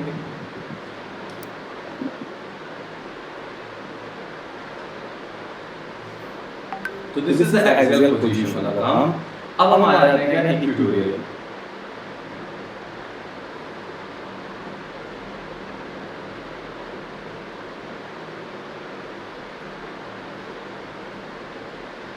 ध्यान से देखें स्टेप 1 में क्या करके डायग्राम बनाएंगे सबसे पहले। This is the point where minus q charge is placed while the another point charge is placed at a distance of 2l and its midpoint is O, और O से परपेंडिकुलर बाइसेक्टर हमने pass कराया है, and this is the perpendicular bisector वाली line, ठीक है। इस point पर जो परपेंडिकुलर बाइसेक्टर वाली लाइन हमें यहाँ दिख रही है ना, इस पॉइंट O से कितनी दूरी पर है बेटा S पॉइंट, O से R डिस्टेंस पर हमारा क्या S पॉइंट, ठीक है। O से कितनी दूरी पर है S डिस्टेंस पर है, A से O तक की दूरी ऑलरेडी क्या है और A डिस्टेंस भी क्या है, A है। हमें क्या करना है S पॉइंट पर इलेक्ट्रिक फील्ड और पोटेंशियल दोनों निकालना है। तो देखो हमारे पास कितने पॉइंट चार्ज है 2 पॉइंट चार्जेस, तो पहले नेगेटिव पॉइंट चार्ज की वजह से जो यहां का इलेक्ट्रिक फील्ड होगा उसका जो डायरेक्शन होगा वो किधर होगा बेटा,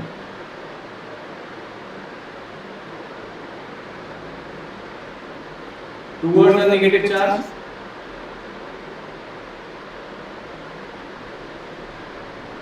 समझ आया।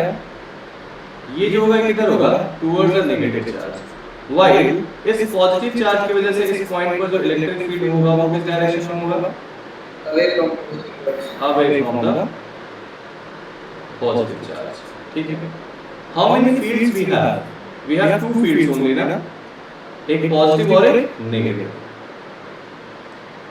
अगर मैं इस पॉइंट पर क्या बना लूं x एक्सिस और इसको क्या बना दूं भैया y एक्सिस, ठीक है। तो ये जो एंगल है थीटा, ये भी थीटा के बराबर होगा और ये भी थीटा के बराबर होगा, है ना। इतनी चीजें हमने कर ली। इसके साथ साथ हमने बता दिया यहाँ पर, और यहीं पर तुरंत क्या लिख लेते हैं E पॉजिटिव और E नेगेटिव दोनों का मैग्नीट्यूड। E पॉजिटिव का मैग्नीट्यूड क्या होगा बेटा kq अपॉन r, r का मतलब क्या बेटा O से S तक की दूरी, A से S तक की दूरी as स्क्वायर, या फिर इसको क्या लिख सकते हो kq अपॉन as की वैल्यू क्या हो जाएगी under root r square plus l square का होल स्क्वायर, या फिर इसको क्या लिख सकते हो बेटा kq upon r square plus l square, equation number 1। Same उसी तरीके से आप क्या लिखोगे E नेगेटिव की वैल्यू, तो value of E negative is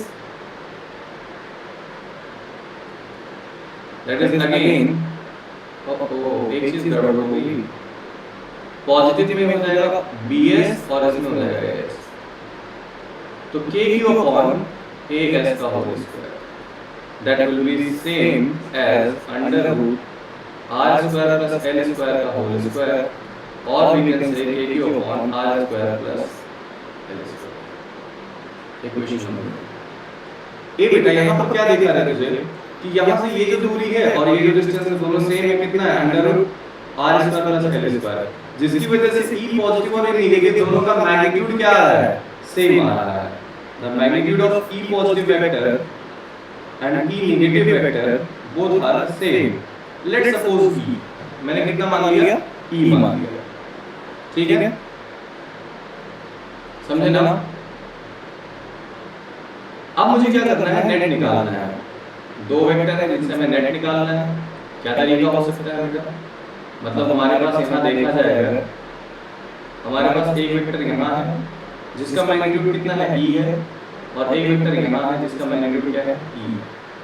ये थीटा है, ये एंगल थीटा है.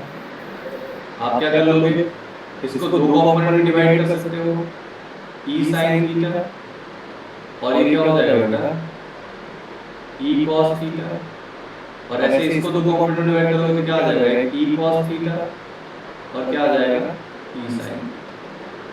मतलब क्या हुआ यार इसका, इसका मतलब ये हुआ कि जो है अब इन दोनों इलेक्ट्रिक फील्ड्स का कोई अब औचित्य नहीं रहेगा.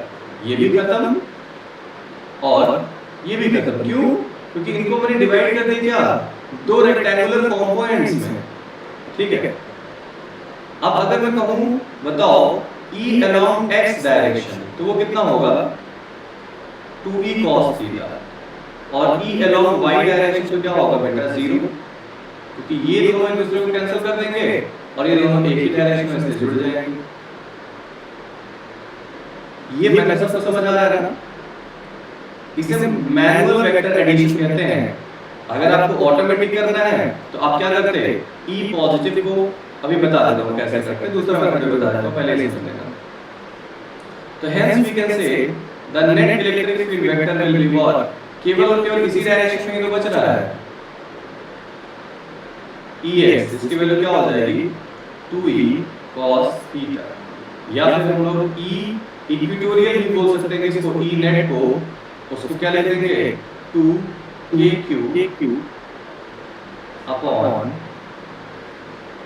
r square plus l square into cos theta क्या होगा बेटा, बेस अपॉन हाइपोटेन्यूज.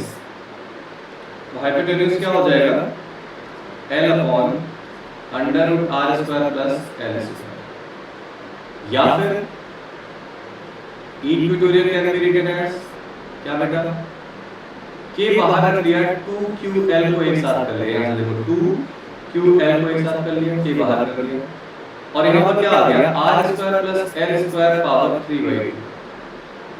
आया समझ में सबको.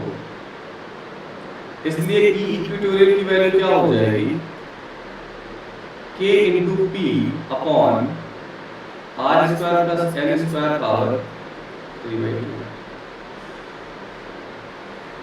तो this is the general formula for equatorial position of electric field. ये जनरल फॉर्मूला है आपको, सभी लोगों को जनरल फॉर्मूला क्लियर हो गया भाई.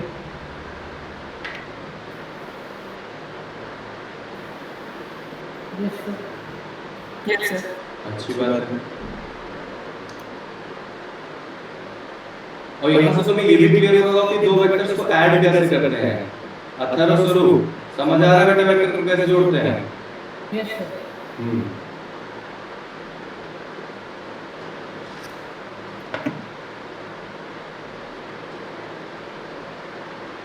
सर तो ये डेरिवेशन बुकलेट में लिखा होगा ना.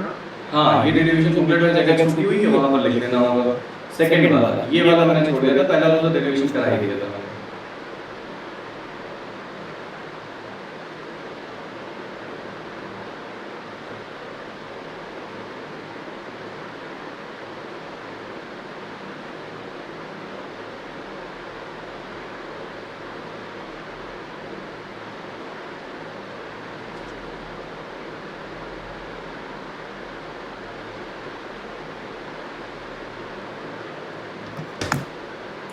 हो गया नोट.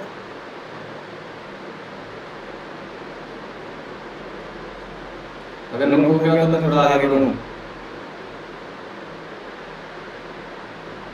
Sir 1 minute.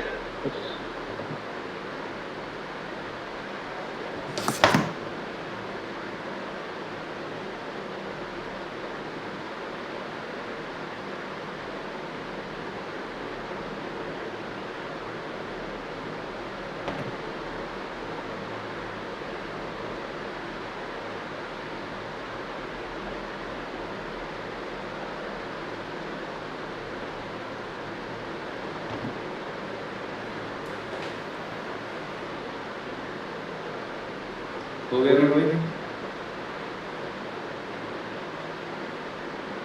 ये स्टेप 1 है, ये स्टेप 2 है जहां पर आपको रिजॉल्व करना होता है vector, and this is the final step.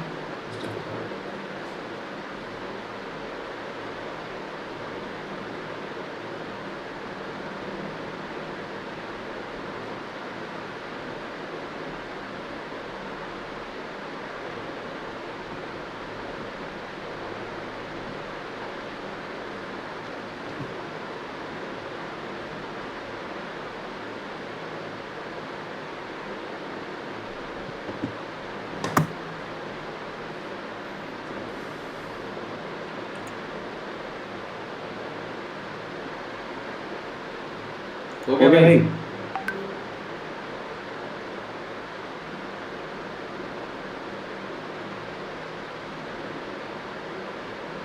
बोल बेटा, कुछ तो बोल। Yes sir. ओके, तो चलो अगर ये चीजें हो गई तो जल्दी से हम लोग एक बार बहुत ज्यादा लाइट हो गया ना।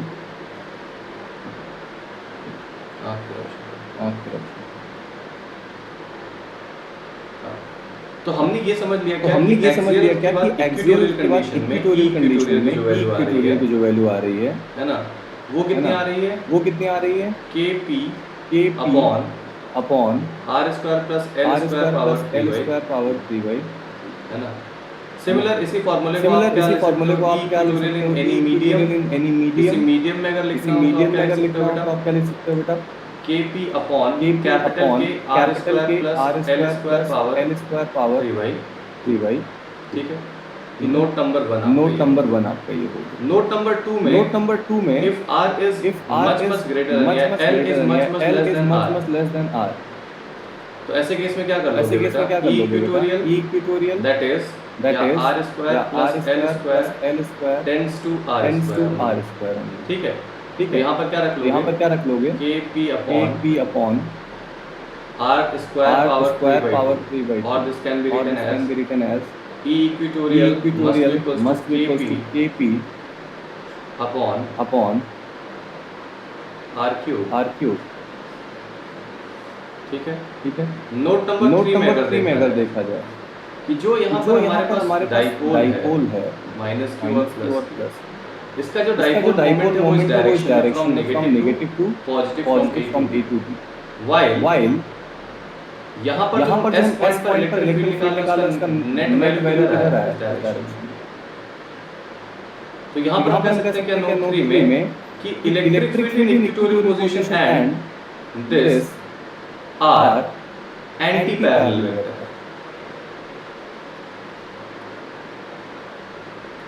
सही है ना? क्या है ये दोनों एक दूसरे से एंटी पैरेलल वेक्टर है। समझ आ रही बात ये? Yes sir. मतलब ये हो गया क्या कि यहाँ पर हम इक्वेटोरियल इलेक्ट्रिक फील्ड वेक्टर को अगर लिखें तो minus Kp vector upon r cube लिख सकते हैं। ठीक है, और नोट नंबर 4 जो कि कंक्लूजन है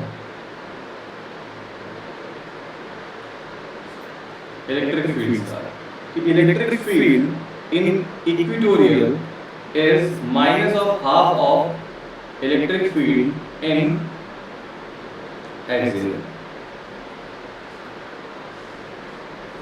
क्यों ऐसा?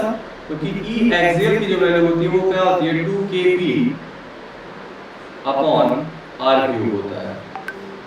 बट ये रिलेशन जो है वो वैलिड है केवल किसके लिए? when r is much greater than l। Clear है ना बेटा? क्या इतनी बात आपको समझ में आ गए ना हम लोग? Yes sir. तो ये है क्या एक्सियल की कंडीशन। अब जरा हम पोटेंशियल की बात कर लेते हैं जल्दी से इक्वेटोरियल केस में। किसकी बात कर लेते हैं बेटा? पोटेंशियल। जरा सोच, यहां से ये दूरी जितनी है उतनी ही दूरी तो ये भी है, मतलब जनरली आर ये दिया गया था, एल ये दिया गया था, इसको क्या मान लें, थोड़ा सा एल मान लेते हैं, एल है ना। चलो अब एल तो लिया ही है, एल की जगह पर बताओ कुछ और मान लिया जाए, वाई मान लेते हैं, ठीक है। जो ये दूरी है वही दूरी तो ये भी है, तो इस पॉइंट एस पर अगर मुझे नेट पोटेंशियल निकालना होगा तो वी नेट कैसे निकालना होगा बेटा?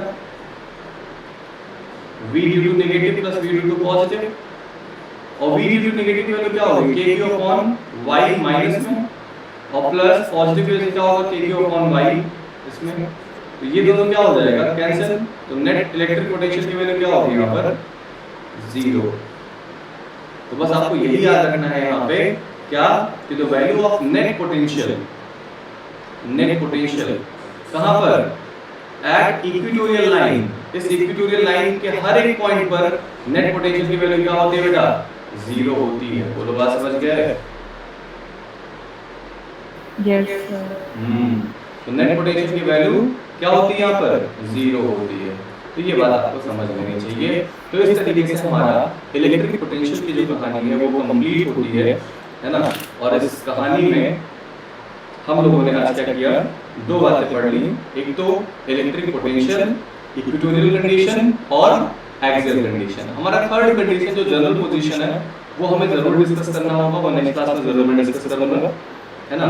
तब तक के लिए यही तक आप इसे क्या करोगे? केवल रिवाइज करेंगे, और रिवाइज करने के बाद किन्हीं क्वेश्चंस को करेंगे। आज मैं होमवर्क सेंड करूंगा ग्रुप पे, या फिर आप जो एसपीक्यू सीपीक्यू देंगे उसमें तो करेंगे ही करेंगे, ठीक है। तो दोनों के हिसाब से आप देख सकते हैं। किसी को कोई डाउट हो इसमें तो बताएं। सर नोट 3 बेटा देखो, डायरेक्शन ऑफ इक्वेटोरियल पोजीशन में इलेक्ट्रिक फील्ड का जो डायरेक्शन है और इलेक्ट्रिक डाइपोल मोमेंट का जो डायरेक्शन है वो एक दूसरे के ऑपोजिट है। Yes sir. क्या इनका मैग्नीट्यूड आपस में सेम है क्या? P और E का? No sir. नहीं। तो ऐसे दो वेक्टर जिनका डायरेक्शन एक दूसरे के ऑपोजिट हो लेकिन मैग्नीट्यूड क्या हो? अलग अलग हो। इलेक्ट्रिक फील्ड वेक्टर और डाइपोल वेक्टर। तो ऐसे वेक्टर को क्या बोला जाता है बेटा? Anti parallel vector. अगर ये कंडीशन ऐसी होती कि P और E दोनों का मैग्नीट्यूड भी इक्वल होता तो इनका एक एक्सप्रेशन नाम पड़ जाता, क्या बोलते हैं उसको ना? They are called opposite vector बेटा। इनको क्या बोलते हैं? Opposite vector. बस डिफरेंस क्या हुआ? डायरेक्शन तो ऑपोजिट ही है ना। Yes sir. ये भी एंटी पैरेलल ही है, लेकिन एंटी पैरेलल का स्पेशल केस, एंटी पैरेलल का special case that is opposite vector. समझ गए ना भाई? Yes sir. तो आज इतना ही। नेक्स्ट क्लास में फिर मिलते हैं बेटा, और नेक्स्ट क्लास में आपके टॉपिक को मैं और आगे लेकर बढ़ूंगा। हाँ, कुछ क्वेश्चन है जो अभी इस बच्चे ने पूछा था, तो इस बच्चे से क्वेश्चन का ये मैं क्या करूं बेटा? बता दो क्वेश्चन तुम्हारा। सर बता दीजिए। अच्छा भाई,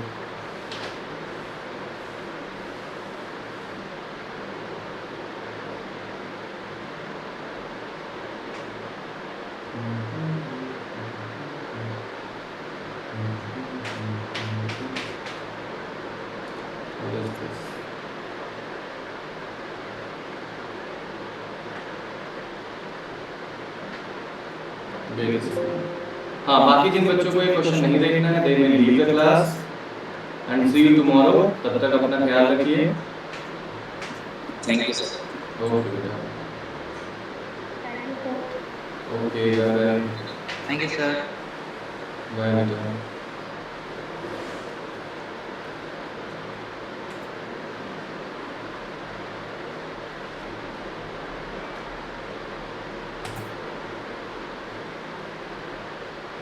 सर हाँ बोलो बेटा।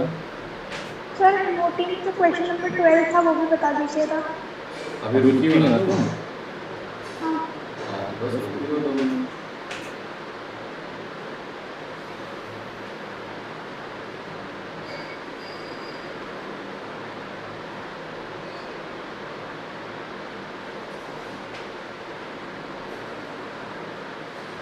और बेटा देखो ये जो मैंने कॉन्सेप्ट इसमें दिया है ना बेटा तुम लोगों को यहाँ पे जो मैंने इसमें लिखा है कॉन्सेप्ट बहुत ही क्लियर तरीके से और बहुत ही अच्छे तरीके से मैंने यहाँ पर रिप्रेजेंट कर रखा है। ठीक है, तो बुकलेट इतना बढ़िया तरीके से बनाया है कि इसमें तुम्हें एक्स्ट्रा नोट बनाने की जरूरत नहीं पड़ेगी, अगर इसके हर एक पॉइंट को रट लो। लेकिन नोट्स इसीलिए बना रहा हूँ ताकि तुम लोग जल्दी जल्दी जब पढ़ रहे हो तो उस समय अटेंशन तुम्हारा इस पर ग्रैब हो। बताओ क्वेश्चन नंबर 12, 13, 14। सर पहले क्वेश्चन नंबर 7 बता दीजिए। HPQ का यस सर। 7 ये वाला सवाल। Yes sir. Question 7। Question number 7, हाँ, where a molecule of substance has permanent dipole moment 10 to the power minus 29 coulomb meter. A mole of this substance is polarized by applying a strong electric field 10 to the power 6 volt per meter. Find the total dipole moment of the substance. कितना बढ़िया प्यारा सवाल है ना? अब देखो इस सवाल में ऐसा बहुत टेंशन वाली बात नहीं है, कॉमन सेंस वाला सवाल है, लेकिन अब सोचने में थोड़ा सा आएगा ये सवाल। हालांकि आने वाले टाइम में पढ़ाऊंगा तो क्लियर हो ही जाएगा स्थिर। तुम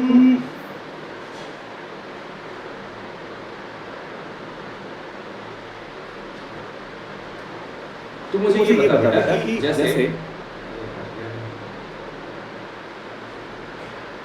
जैसे अगर हमारे पास डाइपोल मोमेंट है ना, माइनस q और प्लस ये अगले क्लास में और अच्छे से क्लियर हो जाएगा। और यहाँ पर एक रिफ्लेक्टेड फील्ड है E, इस पर फोर्स कितना लगेगा? q * e डायरेक्शन में दिख रहा है। Yes sir. और एक फोर्स इधर लगेगा q * e डायरेक्शन में।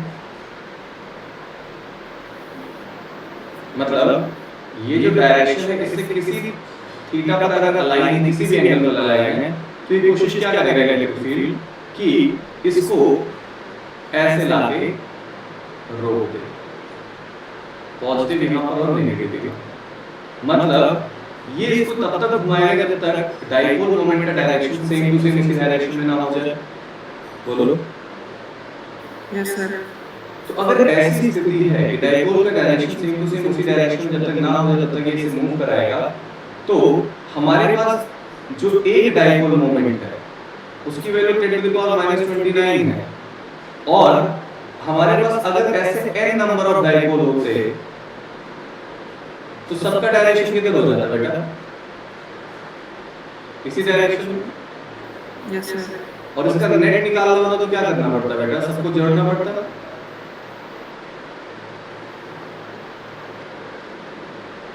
तो p नेट की वैल्यू क्या हो जाएगी? n * p1। Yes sir.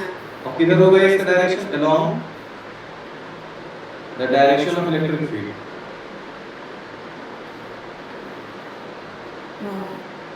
है ना? Yes sir. तो ये होगा along the direction of electric field। अब क्या बोला था उसमें? कितने number? 1 mole of substance. 1 mole of substance. तो 1 मोल में कितने नंबर ऑफ होते हैं बेटा? 6.023 6.023 है। Yes sir. n की वैल्यू ये हो गई और इसकी वैल्यू ये हो गई, मल्टीप्लाई कर दो आंसर। समझ गए? Yes sir. चलो और बताइए sir question number 12। Question number 12।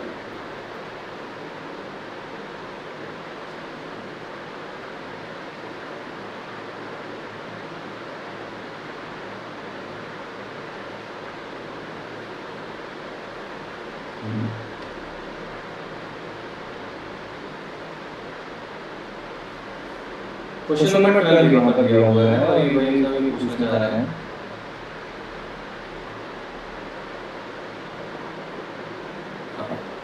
यहाँ पर मेरे पास जगह भी है, तो मैं बता सकता हूँ। ये नहीं बता रहा था।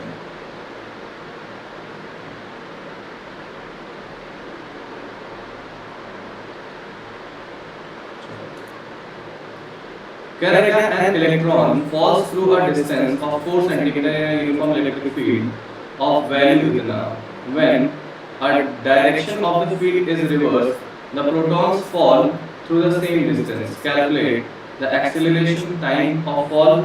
Explain why this effect is negative. Sir इसमें ये पूछना है कि प्रोटॉन का निकालना कि इलेक्ट्रॉन का सर?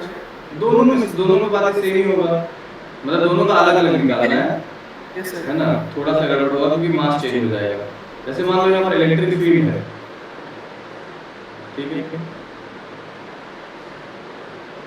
ऐसे कह रहा है कि electron falls through a distance of 4 centimeter in an electric field of value this when the direction is reversed, the proton falls through the same distance.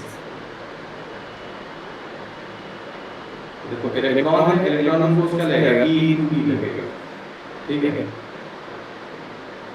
और अगर प्रोटॉन होगा direction of magnetic field change कर दोगे तो ये fall होगा। यहाँ पर हम ग्रेविटी क्या कर लेते हैं, नेगलेक्ट करेंगे, ठीक है। देखो why this effect of gravity is neglectable in such cases, पता है क्यों? क्योंकि यहाँ पर जो इलेक्ट्रिक फील्ड की वैल्यू है और ये जो है ना, दोनों पर जो फोर्स लग रहा है उसकी वैल्यू क्या है, E के बराबर है। और जबकि जो ग्रेविटेशनल फोर्स लगेगा उसकी वैल्यू क्या होगी, much much much less then F electrostatic, ठीक है। तो इसलिए इस पार्ट को हम क्या कर देना मतलब क्या, नेगलेक्ट कर देते हैं, समझ गए? Yes sir. तो यहाँ पर जो है ये चूंकि इस पर इनिशियल वेलोसिटी 0, डिस्टेंस क्या है s सेम है, और एक्सीलरेशन क्या है बेटा, E/m। s जो है कांस्टेंट है, तो क्या पूछ रहा है, टाइम। एक्सीलरेशन पूछ रहा है और टाइम ऑफ फॉल। तो एक्सीलरेशन तो पता चल गया, टाइम निकालना है। क्या पता है, इनिशियल वेलोसिटी 0 है ना, डिस्प्लेसमेंट s ये पता है, एक्सीलरेशन E/m पता है, और टाइम निकालना है। कौन सा फॉर्मूला अप्लाई करोगे, सेकंड लॉ ऑफ मोशन। ये बात बोल भी बनते हैं ना, second equation of motion, second law of motion ये नहीं होता है। Yes sir. तो ये तो 0 हो जाए, तो t √2s/a, ठीक है। ये s की जगह क्या हो जाएगा, सेम डिस्टेंस यानी कि 4 सेंटीमीटर, और a का मतलब क्या आ जाएगा, हम निकाल सकते हैं, ठीक है बेटा। तो सर इलेक्ट्रॉन और प्रोटॉन का दोनों अलग अलग टाइम निकलेगा ना? बिल्कुल, क्योंकि आप मास एक्सीलरेशन अलग दोनों का है। एक है। Yes sir. हाँ okay sir, thank you sir. बस यही।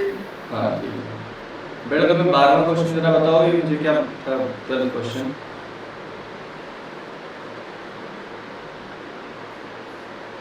क्वेश्चन नंबर 12 बता सौम्या।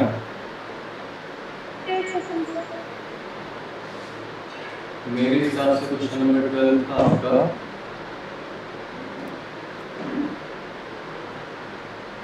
बताना पड़ेगा मुझे, बस एक बार बोल दो मुझे याद आ जाएगा। सर एक तरफ 4q चार्ज रखा है और एक साइड पे 2q चार्ज रखा है, उसके बीच अगर आपको डायग्राम बता दूं, 4q चार्ज रखा है, एक एंड पे 2q चार्ज रखा है और बीच में q चार्ज रखा है। समझ ये चार्ज रखा हुआ है ये तुम्हारे पास, एक पर +4q है और दूसरे पर यहाँ 4q है, 4 को कैपिटल Q है और यहाँ पर +2 कैपिटल Q है। अगर यहाँ Q जो है कुछ रखना है और दोनों के बीच दूरी x दी हुई है, कैपिटल X है ना, तो ये दूरी आपको निकालना है। तो ये कितना हो जाएगा, x - r, ठीक है, ताकि ये इक्विलिब्रियम में रहे, यानी कि इस पर जो फोर्स लगेगा वो क्या रहे, इक्विलिब्रियम में रहे। अब ये चाहे पॉजिटिव है नेगेटिव हो, बात एक ही है, दोनों के इसमें इक्विलिब्रियम हो सकता है क्योंकि ये दोनों पॉजिटिव है ना। तो मैं इसको अगर पॉजिटिव ही मान के चलूं तो ये दोनों रिपेल करेंगे और ये दोनों रिपेल करेंगे। फोर्स एट, इसको A C और B मान लो, at C due to A क्या हो जाएगा, Q अपॉन r², और force at C due to B हो जाएगा, वो क्या हो जाएगा, Q upon R minus X minus R का होल स्क्वायर। इक्वेशन नंबर 2, चूंकि इक्विलिब्रियम में है तो दोनों बराबर होने चाहिए। इसका मतलब क्या, 4kq q by r square must be 2kq q by r square. ये कैंसिल आउट हो जाएगा, तीनों 2 से 1 कटेगा 2 हो जाएगा, तो 2 by r square is equal to 1 by x minus r का होल स्क्वायर, है ना। या फिर इसको क्या लिख सकते हो, r square is equal to 2x minus r का होल स्क्वायर, या फिर इसको लिख सकते हो r plus minus r is equal to 2x minus r, या फिर आप क्या लिख सकते हो इसको अंडर रूट। ठीक है, आंसर तो हमें किसके टर्म में चाहिए, x के टर्म में चाहिए, तो इसको ले लो क्या, plus r is equal to root 2x minus root 2 r, और एक बार क्या ले लोगे आप तुम, plus r minus r is equal to root 2x minus root 2 r। तो ऐसे केस में अगर देखा जाए r क्या हो जाएगा, under root 2 1 plus root 2 x, और यहाँ पे आ जाएगा बेटा 6 माइनस दिया है ना, तो यहाँ माइनस आ जाएगा, और यहाँ पर आ जाएगा जो r की वैल्यू है r is equal to under root 2 upon 1 plus root 2 x। अब देखो ये और ये दो आंसर आ रहे हैं, दोनों में से आपको जस्टिफाइड आंसर भी बताना पड़ेगा नेगेटिव में, कि ये जो आंसर होगा वो तुम्हारा नेगेटिव मतलब ये पॉजिटिव नेगेटिव में कुछ दिक्कत आ रहा है ना।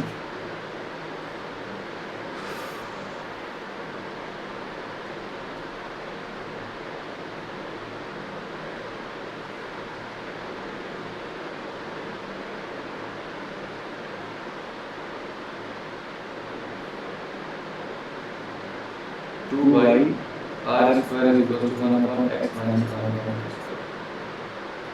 To x square plus r square minus 2rx is equal to r square, 2x square plus 2r square minus 4rx is equal to r square. तुम्हें किसके लिए सॉल्व करना, r के लिए या x के लिए, तो r ही तो वेरिएबल है, तो r के लिए सॉल्व करना तो इसको यहाँ ट्रांसफर कर, r square minus 4x into r और प्लस 2x स्क्वायर बराबर 0। तो r के लिए क्वाड्रेटिक इक्वेशन बन गया, r के दो रूट्स में minus b plus minus under root b square minus 4ac upon 2a। r की ये दो वैल्यूज आएंगी कौन सी, 4x plus minus root 8x square upon 2, या फिर 2x plus minus 2 root 2x upon 2, या फिर 4x, या फिर 2x plus minus root 2x, ये आएगा एक्चुअली। ठीक है, एक प्लस में है एक माइनस में है,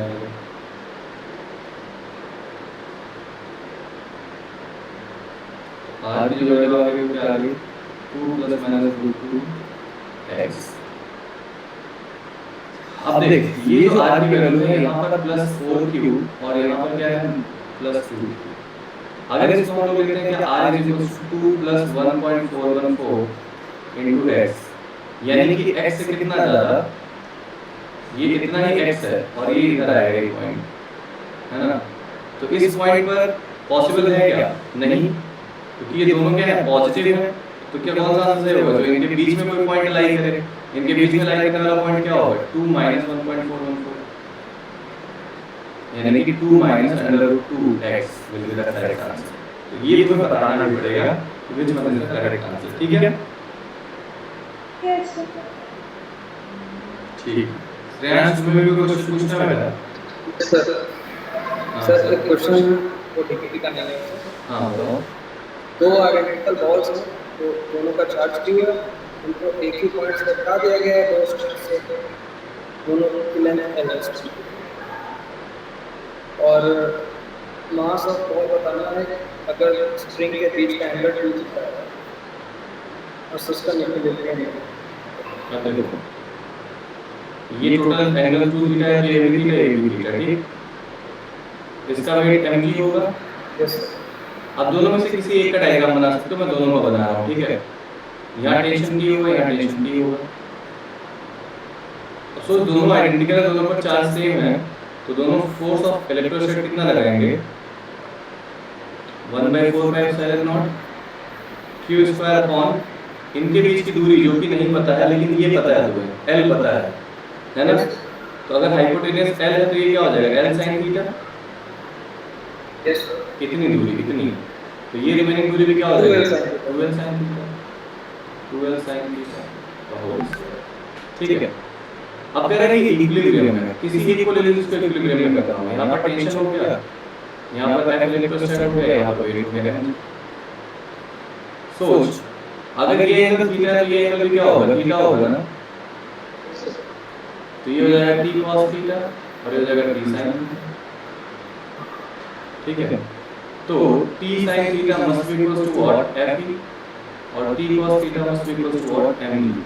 निकालना क्या है, तुझे मास निकालना है ना, तो क्या कर डिवाइड कर दे, टेंशन की जरूरत है नहीं, टेंशन को हम एलिमिनेट कर देते हैं, तो क्या हो जाएगा tan theta is equal to fe by mg। तो m must be equal to what fe by g tan theta, और fe की वैल्यू आप निकाल चुके हो यहाँ पर, वही उठा कर तो आंसर आ गया। ठीक है, आंसर है q square cos theta upon 16 pi epsilon not g plus sin theta.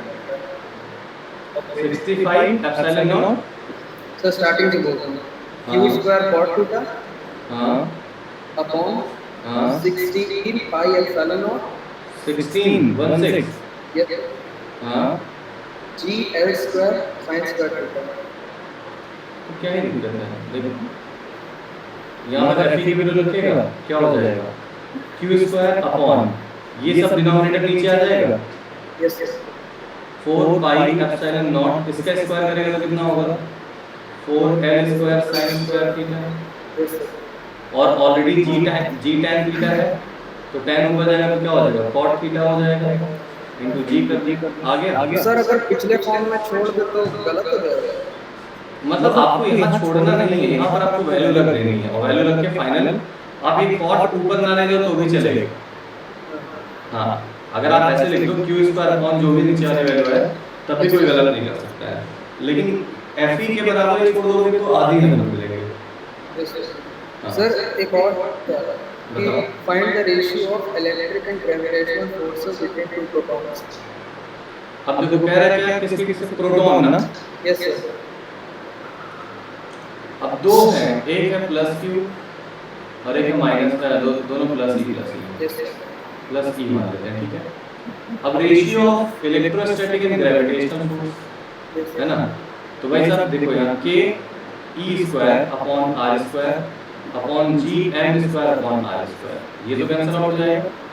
Yes yes तो k e square upon g m square, k की वैल्यू होती है 9 e की वैल्यू होती है 1.6 माइनस 19 का होल स्क्वायर अपॉन g की वैल्यू होती है 6.67 10 to the power minus 11 into m square mass that is 1.67 10 to the power minus 27 का होल स्क्वायर। ठीक है, so you will take the ratio, it will come around 10 to the power 36। ठीक है, okay बेटा। मानस तुम्हें भी कुछ पूछना है, Saumya you will leave the class, या फिर अगर कोई और क्वेश्चन पूछना तो बताओ। नहीं सर, थैंक यू। ओके बेटा, बाय।